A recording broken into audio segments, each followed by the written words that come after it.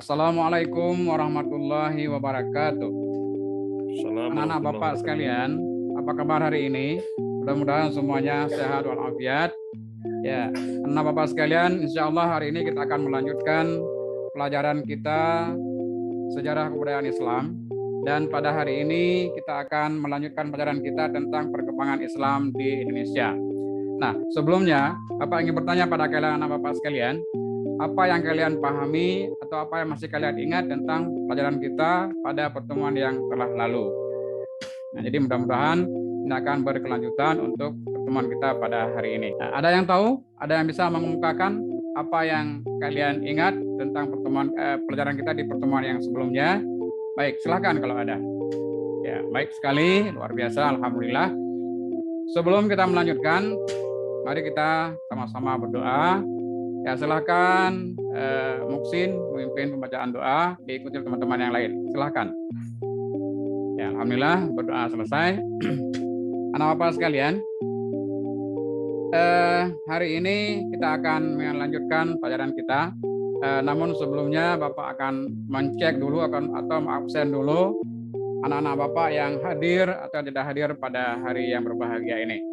Baik, mohon perhatian semuanya. Nama-nama yang Bapak panggil, mohon angkat tangan sebagai bukti bahwa kalian hadir pada hari yang berbahagia ini. Ya, baik, alhamdulillah. Ternyata ada teman kita sebanyak 2 orang yang tidak hadir pada hari ini, dan ada informasi masuk ke Bapak, 2 orang teman kita yaitu Siti dan Reja dalam keadaan sakit. Di doa kita bersama, semoga teman kita yang kurang sehat itu akan segera diberikan kesembuhan oleh Allah Subhanahu wa taala. Anak Bapak sekalian, pada pertemuan kita pada hari yang berbahagia ini, kita akan membahas tentang bagaimana perkembangan Islam di Indonesia. Jadi masuknya Islam ke Indonesia,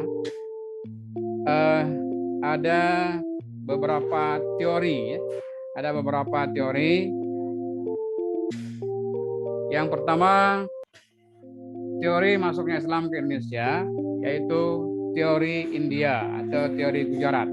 Mengapa disebut teori Gujarat? Karena menurut sejarawan mengatakan bahwa Islam masuk ke Indonesia dari India atau dari Gujarat ke Indonesia. Jadi ini didukung oleh beberapa sejarawan, yaitu diantaranya termasuk Seno Hugronyo. Seno Hugronyo, menurut pendapat beliau juga mengatakan bahwa Islam masuk ke Indonesia itu melalui Gujarat. Dan itu terjadi pada abad ke-13 Masehi. Nah, ini teori yang pertama.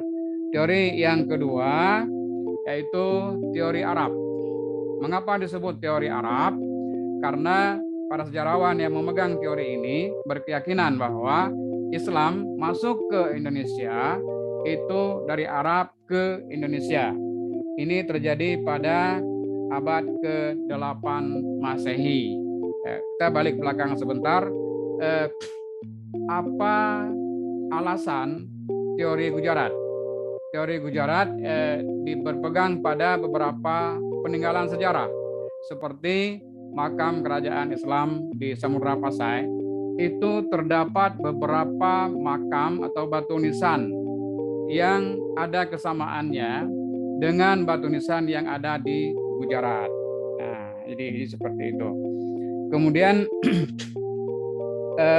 teori Arab ini dikemukakan oleh beberapa tokoh Islam, ya, termasuk Hamka. Buya Hamka juga berpendapat bahwa Islam masuk ke Indonesia itu melalui Arab ke Indonesia, melalui pedagang-pedagang Arab yang datang ke Indonesia. Mereka melakukan perdagangan ke Indonesia, berlabuh di pelabuhan dengan membawa dagangan dari Arab, kemudian sambil menunggu rempah-rempah dari Nusantara, dari Indonesia untuk mereka bawa pulang ke negara mereka, mereka menyebarkan Islam di Indonesia. Ya. Kemudian selanjutnya ada teori, yaitu teori Persia atau Iran. Nah, adapun alasan daripada sejarawan yang mengatakan bahwa Islam masuk ke Indonesia melalui dengan teori Persia atau Iran, karena ada beberapa peninggalan, katakanlah semacam kebiasaan di Indonesia ini yang ada kesamaannya dengan kegiatan atau kebiasaan yang dilakukan oleh masyarakat di Iran pada waktu itu. Ya, seperti ada kegiatan peringatan Hari Karbala. Jadi di Indonesia juga ditemukan ada peringatan itu meskipun sebutannya lain, dalam sebutan yang lain, tapi ada kesamaan-kesamaannya. Ya, jadi ini diperkirakan terjadi pada abad ke-13 Masehi. Yang selanjutnya, teori masuknya Islam ke Indonesia, teori Cina. Mengapa disebut teori Cina ini? Yaitu ada sebuah daerah, di sana terletak penduduknya dari keturunan-keturunan Cina. Oleh para sejarawan berpendapat bahwa disinilah berkembangnya Islam dari penduduk keturunan Cina ini yang menyebarkan Islam ke Indonesia. Dan ini terjadi pada abad ke-7 Masehi.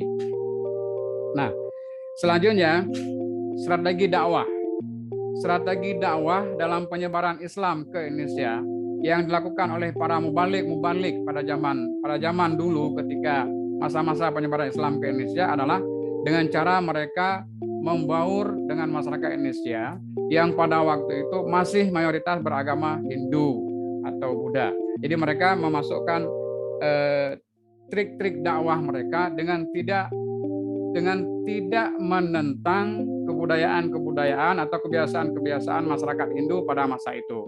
Ya, seperti ketika pendakwah menemukan sekelompok masyarakat Hindu pada waktu itu yang sedang sabung ayam. Nah, oleh para mubalik penyebar Islam ini tidak langsung mengatakan bahwa sabung ayam itu adalah sesuatu yang dilarang dalam Islam, tetapi malah mereka ikut menyaksikan, dan di sanalah mereka memasukkan dakwah Islam. Ya, seperti disampaikan kepada mereka, sebelum kita menyambung ayam, kita bacakan bacaan-bacaan tertentu supaya kita jadi pemenang. Disitulah para pendakwah memasukkan unsur-unsur dakwahnya dengan mengajarkan 2 kalimat syahadat. Ya. Kemudian waktu-waktu salat dikatakan kita ini istirahat sebentar. Itu artinya waktu salat. Meskipun para pendakwah ini tidak menyuruh mereka untuk melaksanakan salat, tetapi semacam menghormati waktu saja. Itu waktu salat. Anak bapak sekalian, perkembangan Islam di Indonesia ini yang pertama melalui jalur yang tadi teori-teori, ada teori Gujarat, teori Arab, teori Persia, teori Cina. Kemudian strategi dakwahnya ada melalui perdagangan. Jadi pedagang-pedagang luar negeri dari Arab, dari Persia, dari Cina itu membaur dengan masyarakat Nusantara pada waktu itu. Jadi mereka berdagang ke daratan, bertemu dengan masyarakat di daerah-daerah pesisir, di pedalaman, mereka menyebarkan Islam. Nah, selanjutnya strategi dakwahnya itu melalui strategi perkawinan. Jadi mereka para pendakwah ini masuk membaur dengan masyarakat. Jadi ada yang cocok, ada yang sesuai, terjalinlah sebuah ukhuwah, terjalinlah sebuah perkawinan. Nah, di sana mereka memasukkan unsur-unsur keislaman, penyebaran agama Islam. Kemudian ada juga melalui seni. Seni, mereka menyebarkan Islam, strategi dakwahnya melalui seni. Seperti misalkan pada waktu itu berkembang seni wayang. Jadi para pendakwah Islam memasukkan unsur-unsur dakwah itu ke dalam seni wayang. Nah, Bapak sekalian, inilah kira-kira beberapa teori, beberapa strategi dakwah yang disampaikan oleh para pendakwah pada saat penyebaran agama Islam, dan kita rasakan Islam berkembang di Indonesia sampai dengan sekarang ini. Anak Bapak sekalian, apa yang Bapak sampaikan pada pertemuan ini, mudah-mudahan kalian semuanya bisa paham, bisa ingat.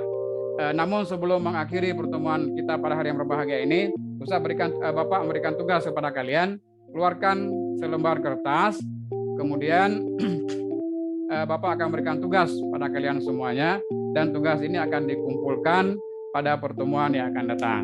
Baik anak bapak sekalian, silakan dicatat tugasnya. Yang pertama tugas kalian, jelaskan dan ceritakan proses masuknya Islam ke Indonesia. Yang kedua, jelaskan strategi apa para pendakwah penyebar Islam menyampaikan dakwah ke Indonesia.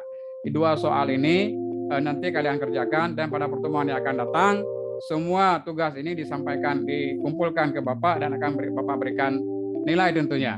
Nah, sebagai motivasi kepada kalian, nanti siapa yang lembaran tugasnya sempurna, bagus, ini Bapak akan memberikan sesuatu kepada kalian sebagai hadiah dari Bapak atas keseriusan kalian dalam mencerna, mengingat keseriusan dalam belajar materi sejarah kebudayaan Islam ini. Baik, mudah-mudahan pertemuan kita pada hari ini, pelajaran kita pada hari ini membuka wawasan kita khususnya dalam hal pengembangan sejarah kebudayaan Islam sudah kita pahami. Untuk menutup pertemuan kita pada hari ini, kami persilahkan anak kami Muksin untuk membacakan doa penutup pada hari yang berbahagia ini. Silakan Muksin, teman-teman yang lain ikuti semuanya. Baik, terima kasih Muksin. Semoga Allah senantiasa memberikan hidayah kepada kita semuanya. Kita semuanya sehat walafiat, dan insya Allah kita akan bertemu pada pertemuan yang akan datang. Demikian, apa mohon maaf. Apa akhiri, wabillahi taufiq wal hidayah. Assalamualaikum warahmatullahi wabarakatuh. Assalamualaikum warahmatullahi wabarakatuh.